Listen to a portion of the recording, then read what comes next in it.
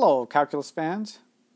So most differential equations, we can't actually come up with exact solutions, in the sense that it's hard or really impossible to find an explicit solution, where we can say y equals some function of x. And we're going to talk about two methods to find approximate solutions. One of them is a graphical method, which uses something called direction fields, and the other is a numerical approach. We're going to talk about direction fields in class because it's really a graphical method. It's better suited to discuss in class. All right, now let's talk about Euler's method. This is a numerical approach. Let's consider a differential equation, and this one is going to be y prime equals x plus y, with an initial condition y of 0 is equal to 1. What we mean by an initial condition is that whatever our solution that we come up with, when we plug in a 0 for x, we need to get 1 as an output. Another way of thinking about that is the graph of our solution has to pass through the point 0, 1. All right, let's try to estimate the value of y of 1. Now y prime is equal to x plus y, so our solution curve is going to have slope y of 0, 1 equals 0 plus 1, which is 1 at 0, 1. So essentially what we're doing is we're plugging in x equals 0, y equals 1 into the right-hand side of our differential equation, and we get a slope of 1. So with that in mind, we're going to draw a line segment at 0, 1 having that slope.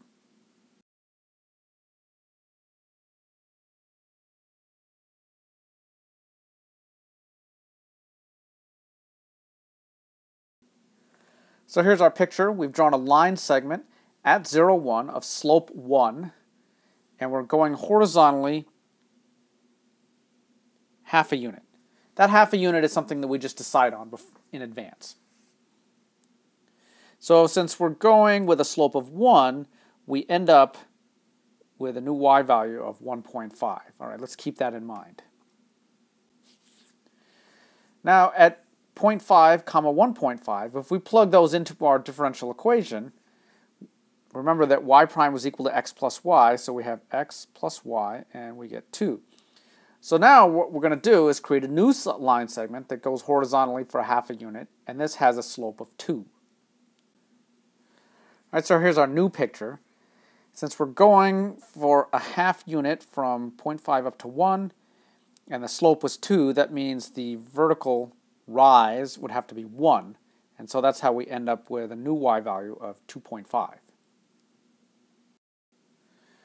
So what Euler's method tells us to do is to estimate that our solution curve satisfies y of 1 is equal to 2.5. Now if our step size is small, this is going to be a good estimate of y of 1.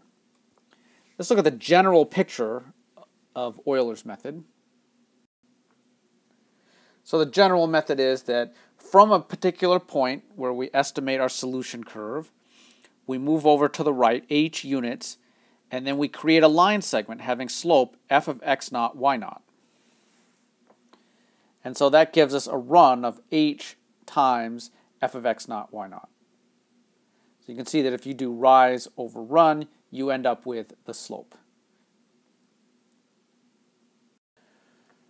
So for a differential equation, y prime equals f of x comma y, with some initial condition y of x naught equals y naught, what we're going to try to do is find approximate values for the solution at equally spaced values, x naught, x1, which we move over by h, x2 we move over by h again, and so on.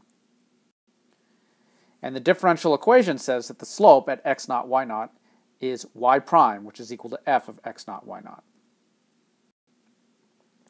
So our graph tells us that to get a new y value, we have to take our old y value and add on h times f of x naught y naught. And then, if we want to get the next y value, we do y1 plus h f of x1 y1. And so on, all the way down to some point when we're going to stop, where we have y sub n equals the preceding y value plus h times f of x sub n1 y sub n1. And this is going to give us a general method. All right, so this is Euler's method, which tells us that approximate values for the solution of the differential equation y prime equals f of x comma y with initial condition y of x naught equals y naught with step size h at the points x sub n, and we get the points x sub n by just adding h to the previous one. We get y sub n equals y sub n minus 1 plus h times f of x sub n minus 1, y sub n minus 1. And we just do this as many times as we need to get to the appropriate x value. So in the case that we started with, we were trying to move over 1 unit, and we used a step size of 0.5, so we had to take 2 iterations to get to that point. Okay, that's all for now.